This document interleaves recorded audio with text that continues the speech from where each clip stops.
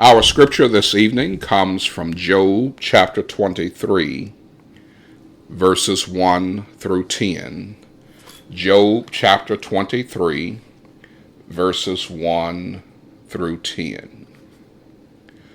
I want you to think back when you were a child and those experiences in which you said something like, "But why?" Remember when you asked for some junk food right before dinner time and you were told no? You'd say, "But why?" When it was time to go to bed and you wanted to stay up and watch TV and were told it's your bedtime, "But why?" You got to do your homework. "But why?" You got to do chores. "But why?" Now, we asked that question, number one, because there was childish curiosity, trying to understand things that as a child we just did not understand. There was childish immaturity, because a more mature person would understand the answer to that question. And that question assumes that the adult could provide a suitable explanation. And that's assuming you didn't get slapped for asking an adult why. In some eras gone by, you just did what you were told to do, and you dare not say, "But why?" Nonetheless, we say "but why" in so many avenues of life. Not because we are children wondering about junk food before a meal or having to go to bed without finishing our favorite television program. But in our humanness, we seek to understand things that we're not always privy to understanding, and we hope that God would provide an answer. We find ourselves on the edge of World War III, and you wonder why an evil dictator aggressor would invade another country. And our hearts say, "But why?"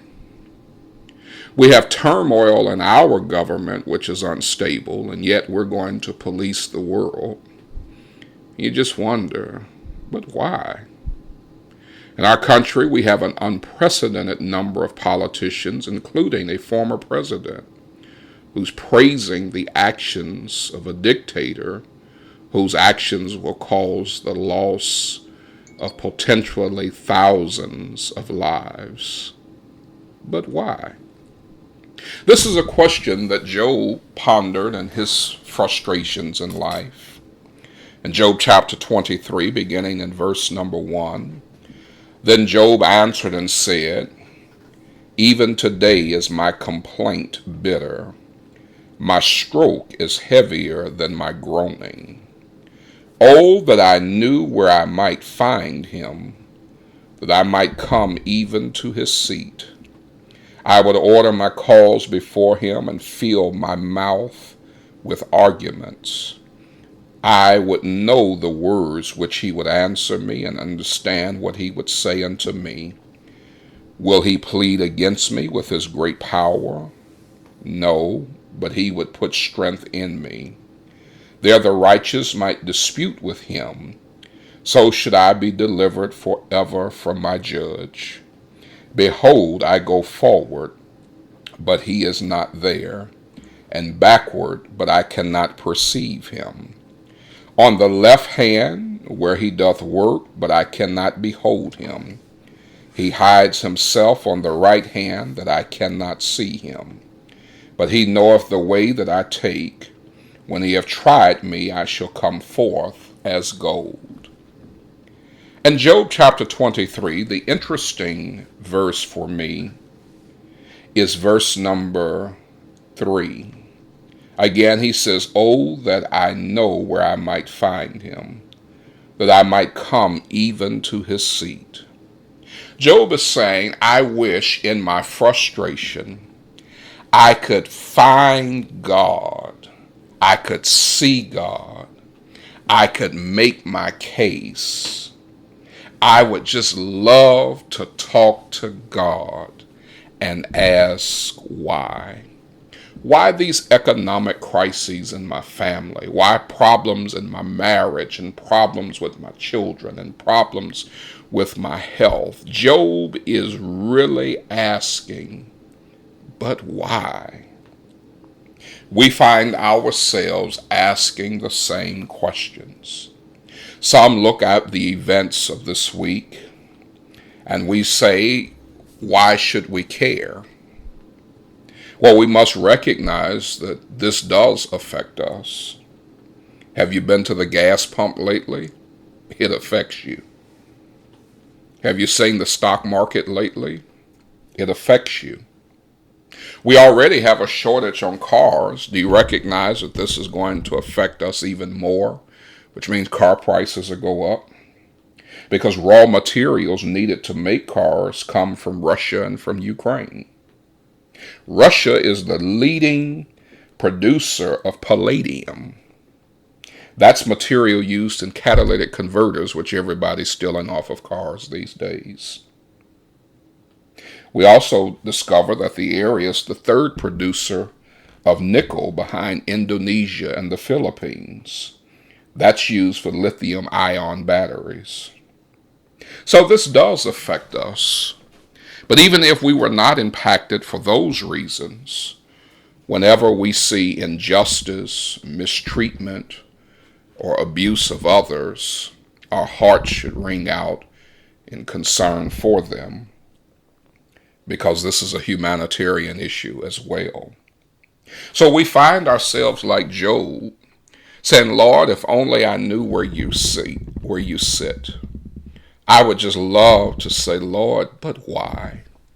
Why a pandemic? Why an economic crisis? Why government unrest? Why invasion of one country to another? Why my health problems? Why my family problems? Why problems in the church? We would say like Job in Job 23 verse 3, I just wish I knew where God sat so I could talk to him. Job wanted to know why, just as we want to know why.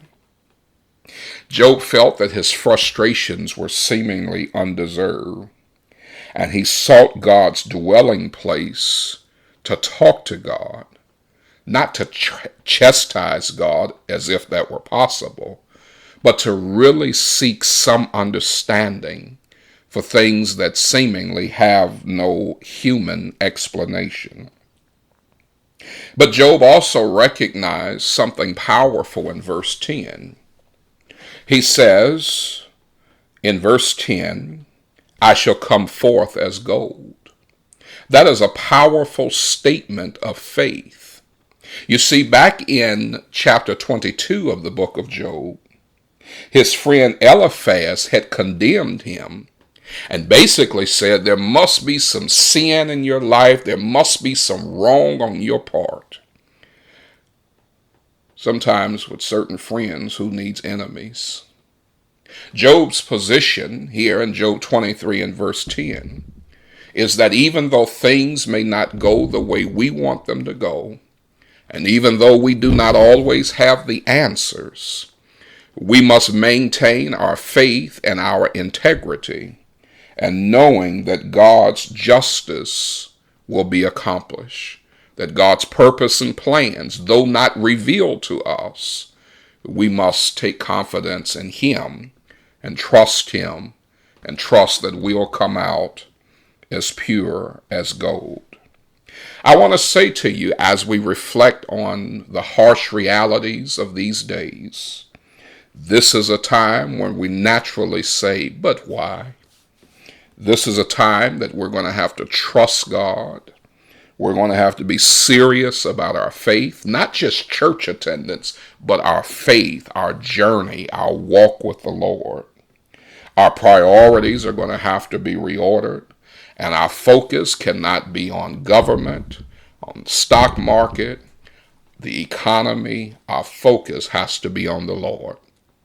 Because if we do not focus on the Lord and trust him and be serious in our faith, we'll forever ask, but why? But when we anchor our faith in the Lord, even when man acts evil and we see unrest and all of the problems we see of life, we can conclude like Job, I shall come forth as gold. This has been another installment of A Few Minutes with the Minister.